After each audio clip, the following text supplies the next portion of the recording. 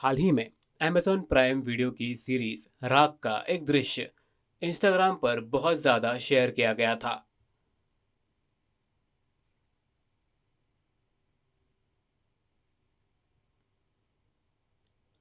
लोगों का दिल दुख गया। आजकल जब कोई हत्या या बलात्कार की घटना होती है तो पुलिस अक्सर आरोपियों की पहचान कर उन्हें तुरंत गिरफ्तार कर लेती है। ये कैसे संभव है? सीसीटीवी कैमरे की मदद से, फॉरेंसिक एविडेंस और गवाहों की जानकारी से भी मदद होती है। कभी कभी आरोपियों को 48 या 72 घंटों के भीतर भी पकड़ लिया जाता है। ये उपयोगी है। लोगों का मानना है कि ये जांच में हुए बदलाव 1978 के एक चौंका देने वाले केस के कारण आए हैं। ये पुलिस के लिए एक महत्वपूर्ण लर्निंग बन गया और इसी से जांच की कई नए और आधुनिक तरीके शुरू हुए। 1978 की इस घटना ने पूरे देश में भय फैला दिया था।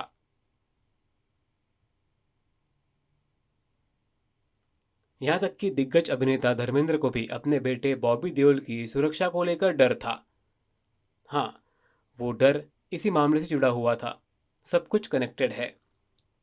मैं जिस मामले की बात कर रहा हूँ वो रंगा बिल्ला मामला है। ये भयावह है, लेकिन हमें उन दो भाई बहनों को भी सलाम करना चाहिए जिन्होंने अंत तक बहादुरी से लड़ाई लड़ी। दुख की बात यह है कि उन्होंने अपनी जान गंवा दी। ये एक बड़ा मामला था। दोनों आरोपियों को फांसी दे दी गई है। उनकी कहानी को अमेजॉन प्राइम पर एक सीरीज राख में दिखाया गया है। मैं आपको कहानी सुनाता हूँ।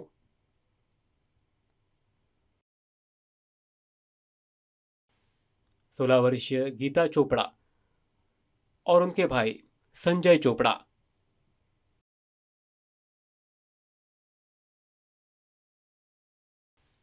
भारतीय नौसेना के अधिकारी कैप्टन मदन मोहन चोपड़ा के बच्चे थे।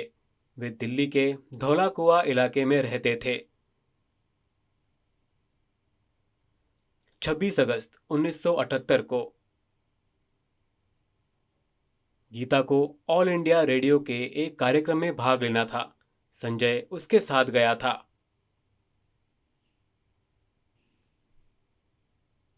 बहुत तेज बारिश हो रही थी।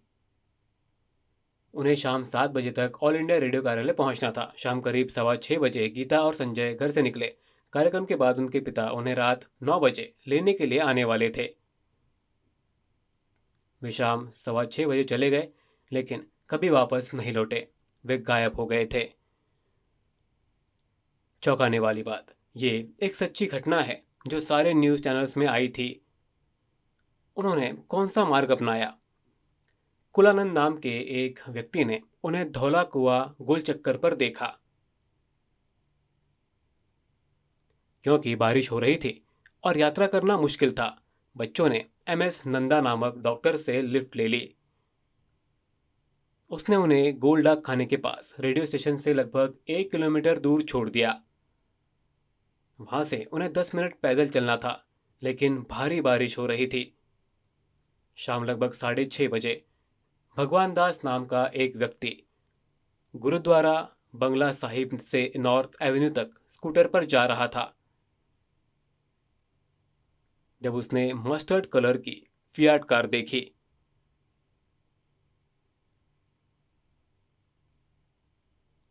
उसने वाहन के अंदर से चीखने चिल्लाने की आवाज़ें सुनी। उसने देखा कि पीछे की सीट पर बैठी एक लड़की मदद के लिए हाथ हिला रही थी और ड्राइवर के बाल खींच रही थी, और एक लड़का आगे की सीट पर बैठे दूसरे आदमी से लड़ रहा था। भगवान दास ने वाहन को रोकने की कोशिश की, लेकिन कार तेजी से विलिंगडन अस्पताल की ओर भाग गई। कई अन्य लोगों ने भी हस्तक्षेप करने का प्रयास किया। बाबूलाल नाम के एक व्यक्ति ने तो अपनी साइकिल भी गिरा दी और कार को रोकने की कोशिश की, लेकिन वो असफल रहा। शाम 6:45 बजे भगवान दास ने पुलिस नियंत्रण कक्ष को फोन किया और गाड़ी नंबर HRK 8930 रिपोर्ट करवाया।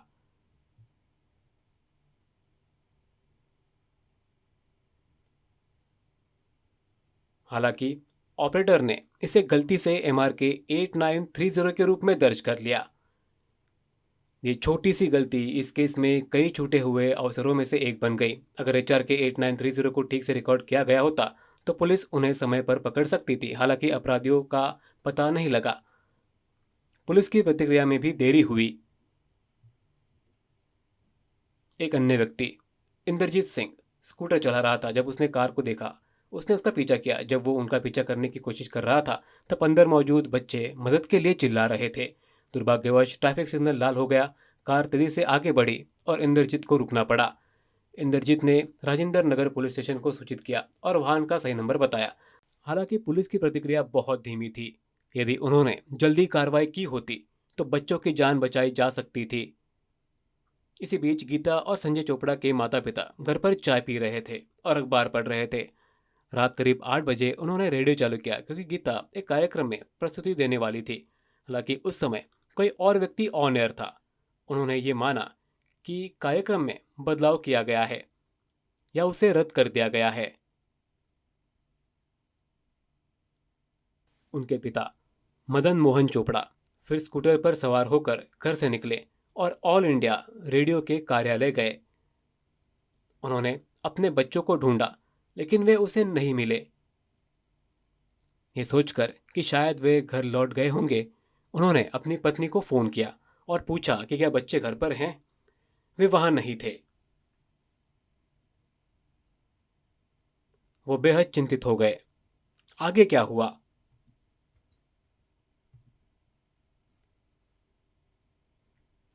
इसके बाद गीता और संजय के पिता अपने दोस्तों के घर, पड़ोसियों और अन्य परिचित स्थानों पर उन्हें ढूंढने गए, लेकिन वे कहीं नहीं मिले। उन्होंने कई अस्पतालों का दौरा भी किया, लेकिन फिर भी उन्हें वे नहीं मिल सके। रात 10:15 बजे उन्होंने पुलिस में गुमशुदगी की शिकायत दर्ज कराई और उनकी तस्वीरें जमा कराई। वो रात 11:30 बजे घर लौटे। उनकी पत्नी ने चिंता से पूछा कि क्या बच्चे मिल गए। दुख की बात यह है कि वे अब भी लापता थे। ये बहुत ही असामान्य और अत्यधिक संदिग्ध लगी। वे गीता और संजय की तलाश कर रहे थे, लेकिन उनका कोई पता नहीं चल सका। रात करीब 10:15 बजे कैप्टन चोपड़ा भी विलिंगडन अस्पताल गए और लगभग उसी समय वो दोनों आरोपी भी वहां पहुंचे। दोनों व्यक्तियों के सिर में गंभीर चोटें आई थी और काफी खून बह रहा था। डॉक्टरों ने उनका इलाज किया और यहाँ तक कि एक व्यक्ति के स्कल का एक्सरे भी किया। जांच के दौरान आरोपियों में से एक ने एक्सरे मशीन पर अपना फिंगरप्रिंट भी छोड़ दिया। कई साल बाद वो फिंगरप्रिंट आरोपियों में से एक के फिंगरप्रिंट से मेल खा गया। डॉक्टरों ने दोनों पुरुषों को आराम करने की सलाह दी, लेकिन वे डरे हुए और घबराए हुए थे। जब उन्होंने जाने की कोशिश की, उन्हें अस्पताल के कांस्टेबल रणवीर सिंह ने रोका और पूछा कि उन्हें इतनी चोटें कैसे आई। दोनों व्यक्तियों ने मनगढ़ंत कहानी बनाई और कहा कि उन पर बंगला साहिब रोड पर काली मंदिर के पास हमला हुआ था। लुटेरों ने उन्हें लूटने की कोशिश की और लोहे की रॉड से उनके सिर पर वार किया। कांस्टेबल ने उनके बयान दर्ज किए और थाने को सूचित किया। रात करीब 10:50 बजे दो पुलिसकर्मी उनसे आगे की पूछताछ करने के लिए पहुंचे। रात करीब 11:10 बजे अधिकारी दोनों व्यक्तियों को उस स्थान पर ले गए जहां उन्होंने दावा किया था कि डकैती हुई थी। हालांकि सब इंस्पेक्टर रामचंद्र और कांस्टेबल हरीश राम को अपनी कहानी का समर्थन करने वाला कोई सबूत नहीं मिला।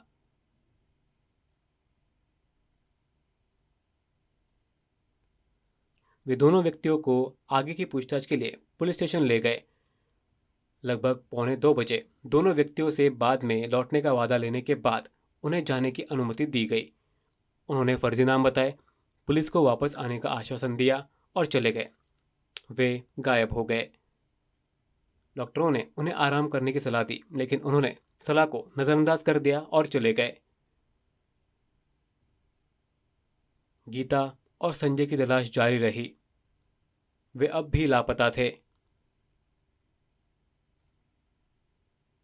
उन्हें कैसे खोजा गया? 28 अगस्त 1978 को शाम लगभग 6 बजे धनीराम दिल्ली के रिच क्षेत्र में अपने कैटल को चरा रहा था।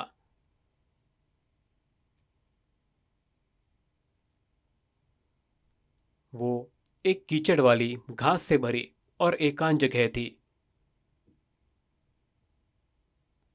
जब कैटल चल रहा था, तभी अचानक उसे दो शव मिले। उन्होंने तुरंत पुलिस को सूचना दी। पुलिस जगह पर पहुंची। उन्होंने दोनों शवों पर गंभीर चोटें देखी।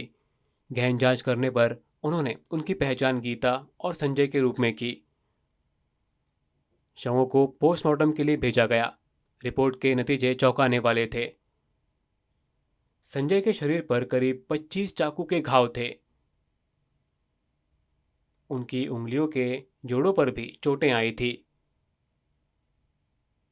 इससे पता चलता है कि उसने बहादुरी से मुकाबला किया था। उसने अटैकर्स को घूंसे मारे थे। उस साहसी 14 वर्षीय लड़के ने 2 बड़े पुरुषों से लड़ाई लड़ी। वो अंत तक डटा रहा। संजय एक ट्रेंड मुक्केबाज भी था। इसके बाद गीता का पोस्टमार्टम किया गया। सबसे बड़े सवालों में से एक ये था कि क्या गीता के साथ बलात्कार हुआ था। हालांकि डॉक्टर किसी निश्चित निष्कर्ष पर नहीं पहुंच सके। 26 अगस्त को हुई भारी बारिश के बाद से उसका शव सड़ने लगा था। उसके फटे हुए कपड़ों ने संदेह पैदा किया। इस घटना ने पूरे देश को झकझोर दिया। लोगों ने विरोध प्रदर्शन किया और पुलिस से जल्द कार्रवाई की मांग की। पुलिस पर भारी दबाव पड़ गया। यह अपराध भारत की राजधानी दिल्ली में हुआ था। पीड़ित 2 बच्चे थे।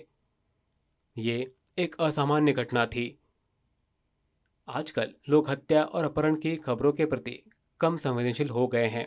उस समय अपहरण और एक्सटॉर्शन जैसे अपराध होते थे, लेकिन 1978 में क्रूर बलात्कार और हत्या के साथ अपहरण का मामला दुर्लभ था और ये राष्ट्रीय न्यूज़ बन गई थी। सभी लोग चाहते थे कि दोषियों को पकड़ा जाए। जैसे ही इस मामले को लोकप्रियता मिली, गवाह सामने आए और उन्होंने जानकारी साझा की। पुलिस को पहले ही जो जानकारी दी थी उसमें गलत तरीके से दर्ज किए गए बयान और अन्य गलतियां शामिल थी जिनसे बचा जा सकता था। इसके बाद पुलिस ने दोनों आरोपियों के रेखाचित्र जारी किए। उस समय प्रधानमंत्री कौन थे? इंदिरा गांधी तो नहीं थी। उस समय मोरारजी देसाई प्रधानमंत्री थे, जिन्होंने जांच में व्यक्तिगत रुचि ली। यह अपराध राष्ट्रीय राजधानी में हुआ था और इसमें 2 बच्चे शामिल थे। मुंबई पुलिस को भी सूचना दी गई थी। दिल्ली में जनता पार्टी की सरकार थी, जिनको इस मामले से निपटने के तरीके को लेकर कड़ी आलोचना का सामना करना पड़ा और बाद में वो चुनाव हार गई। 31 अगस्त 1978 को पुलिस को मैजलिस पार्क में गाड़ी नंबर DHD 7034 ऐसी एक कार मिली।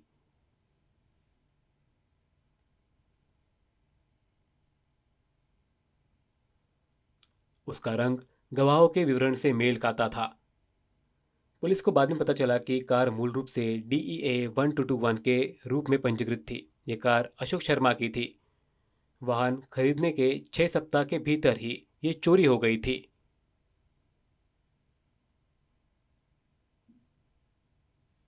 आज के विपरीत उस समय ओनरशिप के लिए कोई डिजिटल रिकॉर्ड मौजूद नहीं थे। अशोक शर्मा ने अपनी असली चाबियों से कार का ताला खोला। चारों ने कार को हॉट वायर करके खोला था। आगे की जांच में पता चला कि स्टीरियो और स्पीकर गायब थे। सामने की सफ़ेद ग्रिल को काले रंग की ग्रिल से बदल दिया गया था। गवाहों ने भी वही कार देखी थी। जांच जारी रही। आज के विपरीत 1978 में फॉरेंसिक तकनीक बहुत सीमित थी। पुलिस अक्सर कन्फेशंस हासिल करने के लिए शारीरिक बल का प्रयोग करती थी। हालांकि 1978 में फॉरेंसिक विज्ञान जांच का एक महत्वपूर्ण हिस्सा बन गया।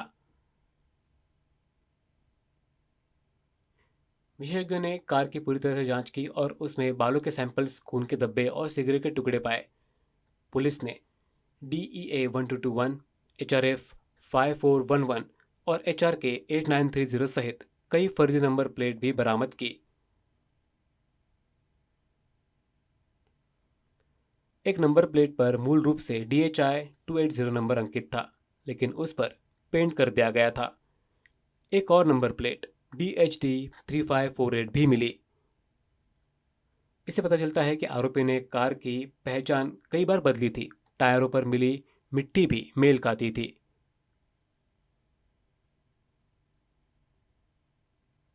पुलिस और फॉरेंसिक जांच जारी रही। जांच जारी रहने के दौरान दोनों आरोपी फरार हो गए थे। इसी बीच पुलिस ने दो ऐसे व्यक्तियों की पूछताछ की जिनका अस्पताल में सिर में चोट लगने के कारण इलाज किया गया था। उन्होंने उन्हें मामले से जोड़ा और उनके बारे में जानकारी प्राप्त की।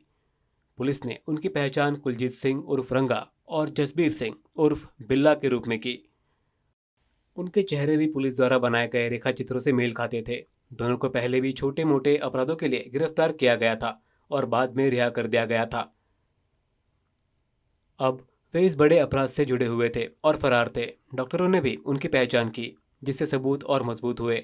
कार की फॉरेंसिक जांच जारी रही। बालों के सैंपल एकत्र किए गए। गीता और संजय के खून से सने कपड़े भी सबूत के तौर पर सुरक्षित रख दिए गए थे। 8 सितंबर 1978 को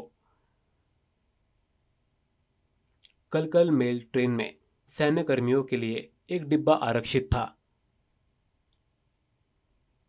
रंगा और बिल्ला उस डिब्बे में सवार होकर बैठ गए।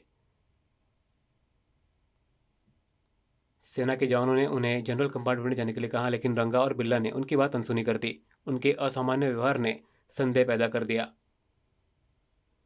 संयोगवश लैंस नाइक एवी शेट्टी के पास एक हिंदी अखबार था। उसमें भारत के सबसे वांछित अपराधियों की तस्वीरें थी। ये पुरुषों से काफ़ी मिलता जुलता था। उसने सैन्य कर्मियों को सूचित किया। उन्होंने सुबह 3:30 बजे ट्रेन के दिल्ली पहुंचने तक उन पर नजर रखी। इसके बाद उन्होंने उन्हें पुलिस के हवाले कर दिया। पुलिस ने एक कृपाण, एक .32 बोर कैट्रिज और खून से सने कपड़े बरामद किए।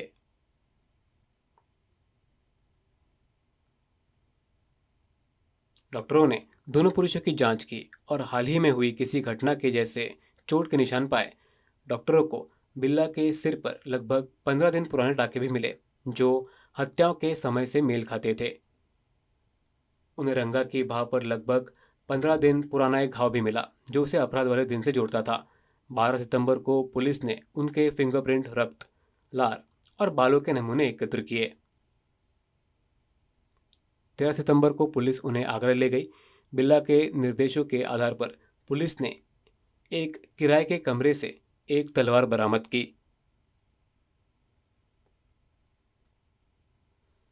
22 सितंबर 1978 को रंगा ने स्वेच्छा से अपना अपराध स्वीकार किया। हालांकि उन्होंने 20 नवंबर को इसे वापस ले लिया, लेकिन पुलिस ने अपना मामला आगे बढ़ाना जारी रखा। 19 अक्टूबर को बिल्ला ने भी अपना जुर्म कबूल कर लिया था, लेकिन उसने 27 अक्टूबर को अपना बयान वापस ले लिया। बयान वापस लेने के बावजूद पुलिस ने सबूतों का इस्तेमाल करते हुए अपना मामला आगे बढ़ाया। मुकदमा शुरू हुआ। फॉरेंसिक साक्ष्य मजबूत और स्पष्ट थे। रंगा के बाल कार में और संजय के शरीर पर दोनों जगह पाए गए।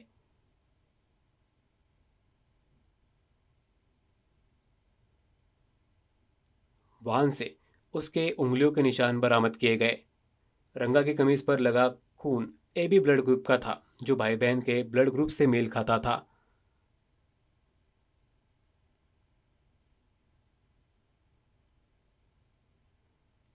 गीता के शरीर पर बिल्ला के बाल पाए गए, जो यौन उत्पीड़न की संभावना की ओर इशारा करते हैं। कार के अंदर बिल्ला के ग्रुप A ब्लड ग्रुप से मेल खाने वाला खून पाया गया। बिल्ला के कपड़ों पर ब्लड ग्रुप A भी पाया गया। वेलिंगटन अस्पताल में दर्ज किए गए हस्ताक्षर बिल्ला की लिखावट से मेल खाते थे। इसे अदालत में पेश किया गया।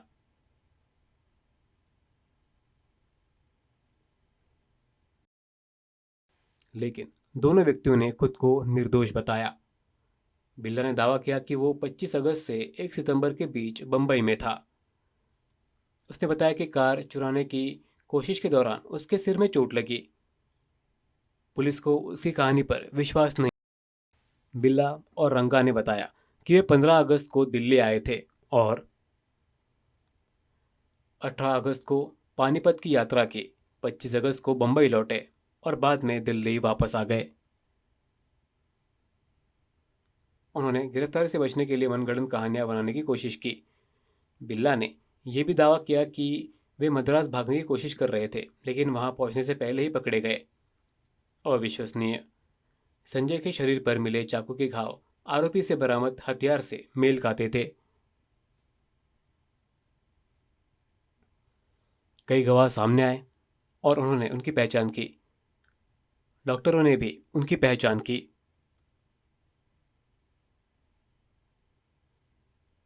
स्कल के एक्सरे भी मेल खा गए। उनसे पता चला कि बच्चों ने आत्मरक्षा करते हुए उस पर हमला किया था। सब इंस्पेक्टर रामचंद्र ने भी दोनों व्यक्तियों की पहचान की। मैजलिस पार्क में किराए के कमरे में मकान मालिक ने इसकी पुष्टि की। उन्होंने इसे 24 अगस्त को किराए पर लिया था और 31 अगस्त तक वहां रहे थे। उन्हें यह भी याद था कि उन्होंने 27 अगस्त को बिल्ला के सिर पर पट्टी देखी थी। इससे पता चलता है कि वो 26 अगस्त को घायल हुआ था। होटल मालिक प्रकाश ने पुष्टि की कि वे 16 से 23 अगस्त तक फतेहपुर स्थित उनके होटल में रुके थे। उनकी गतिविधियां अपराध की समयावधि से मेल खाती थी। गेस्ट हाउस कर्मचारी अनिल कुमार गुप्ता ने भी पुष्टि की कि वे 31 अगस्त से 2 सितंबर तक वहां रुके थे। आरोपी ने इसके विपरीत बात कही। पार्किंग अटेंडेंट सुशील कुमार ने भी उन्हें पहचान लिया। उन्हें याद था कि उन्होंने कार पार्क की थी और भुगतान किया था। उन्हें पिछली सीट पर एक लड़का और एक लड़की भी दिखे थे। इससे अपराध में उनके संबंध का पता चलता है। बिल्ला ने आगरा में अपने टाके हटवा लिए, लेकिन बिना भुगतान किए ही चला गया। अदालत के पास रंगा और बिल्ला के खिलाफ खूब सारे सबूत थे।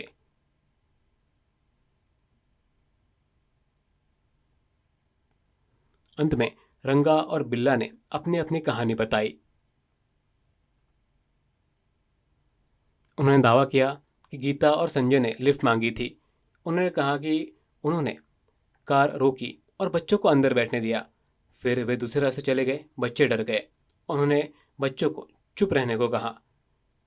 जब रंगा और बिल्ला पूछताछ कर रहे थे तभी बच्चों ने बाद में पानी मांगा। आरोपी ने 2 आइसक्रीम और 3 कैंपा कोला खरीदी। बाद में संजय ने एक और आइसक्रीम स्वीकार कर ली। आरोपियों ने बच्चों से बात करना जारी रखा क्योंकि उनकी योजना केवल बच्चों का अपहरण करना और फिरौती की मांग करना थी। बातचीत के दौरान उन्हें पता चला कि बच्चों के पिता नौसेना अधिकारी थे। रंगा और बिल्ला को लगा कि परिवार इतनी बड़ी फिरौती नहीं दे पाएगा क्योंकि पिता एक सरकारी कर्मचारी था। रंगा ने बच्चों को जाने देने का सुझाव दिया, लेकिन बिल्ला ने इनकार कर दिया। उसकी योजना कुछ और ही थी। लेकिन जब बिल्ला ने गीता को देखा तो वो वासना से भर गया और अपहरण की योजना बलात्कार में बदल गई। अपहरण और फिरौती की योजना बदलकर बलात्कार और हत्या की हो गई। इसके बाद कार के अंदर हिंसक लड़ाई शुरू हो गई। संजय चोपड़ा ने चाकू के हमले के दौरान बहादुरी से मुकाबला किया। बाद में उन्हें करीब 100 गज दूर फेंक दिया गया। गीता को घसीट कर ले जाया गया और उसके साथ बलात्कार किया गया। इसी बीच रंगा ने संजय पर बार बार चाकू से वार किया जब तक उसकी मौत नहीं हो गई।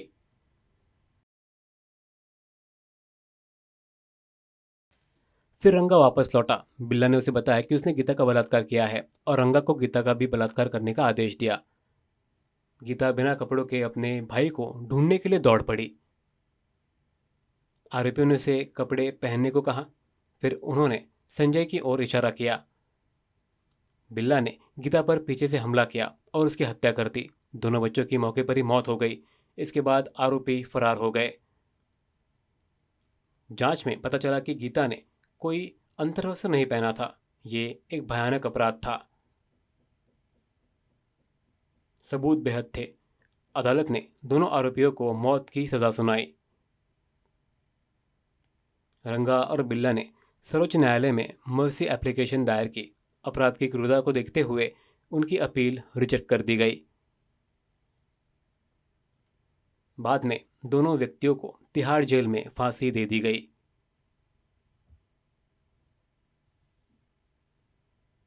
गीता और संजय चोपड़ा को उनकी असाधारण बहादुरी के लिए मरणोपरांत कीर्ति चक्र से सम्मानित किया गया। अपनी कम उम्र के बावजूद उन्होंने बहादुरी से मुकाबला किया। उन्होंने हार नहीं मानी। उन्होंने आरोपियों को इतनी गंभीर चोटें पहुंचाई कि उन्हें चिकित्सा सहायता लेनी पड़ी। ये वाकई दिल दहलाने वाला है। अगर पुलिस ने तेजी से कार्रवाई की होती तो नतीजा कुछ और भी हो सकता था। इस मामले ने भारत में पुलिस व्यवस्था को बदल दिया। सच कहें तो अभिनेता बॉबी देओल भी इस मामले में काफ़ी अफेक्ट हुए। उसके एक सहपाठी का रंगा और बिल्ला ने अपहरण कर लिया था। बाद में पुलिस ने लड़के को छुड़ा लिया। रिहा होने से पहले अपहरणकर्ताओं ने उससे उसके दोस्तों के नाम बताने के लिए मजबूर किया। अभिनेता धर्मेंद्र के बेटे बॉबी देओल भी उनमें से एक थे। लड़के को पान की दुकान पर छोड़ दिया गया था। बचा जाने के बाद लड़के ने बॉबी को इसके बारे में चेतावनी दी। बॉबी बहुत डर गया। पुलिस ने धर्मेंद्र को सूचना दी, जिन्होंने तुरंत बॉबी की सुरक्षा बढ़ा दी। बॉबी के कॉलेज पहुंचने के बाद भी ये सिलसिला जारी रहा। उस पर रात 9 बजे तक घर लौटने की पाबंदी थी। उन्हें घर के परिसर के भीतर ही साइकिल चलाने की अनुमति थी और उन पर कड़ी निगरानी रखी जाती थी। बॉबी ने बाद में बताया कि रंगा और बिल्ला को फांसी दिए जाने के बाद ये प्रतिबंध धीरे धीरे कम हो गए। रंगा और बिल्ला देश के सबसे वांछित अपराधियों में से थे और वो लंबे समय तक गिरफ्तारी से बचने में कामयाब रहे। इस घटना के बाद फॉरेंसिक साक्ष्य, सीसीटीवी कैमरों का व्यापक उपयोग और मजबूत पुलिस व्यवस्था अत्यंत महत्वपूर्ण हो गई। सबसे महत्वपूर्ण बात यह है कि गीता और संजय चोपड़ा ने असाधारण साहस के साथ संघर्ष किया। उनके माता पिता ने उनकी ओर से कीर्ति चक्र का ग्रहण किया।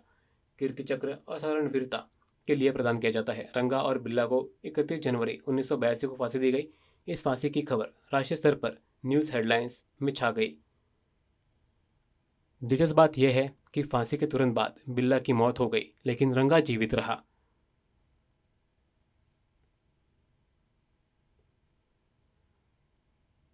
दो घंटे तक लटके रहने के बाद रंगा की नब्ज चल रही थी। उसका शरीर जिंदा रहने के लिए संघर्ष कर रहा था। इसके बाद जेल अधिकारियों ने एक कर्मचारी को उसके पैर नीचे खींचने का आदेश दिया, जिससे फंदा फंस गया। तभी रंगा की मृत्यु हो गई। इस चौंकाने वाली घटना को अमेज़न प्राइम वीडियो की सीरीज राख में दिखाया गया है।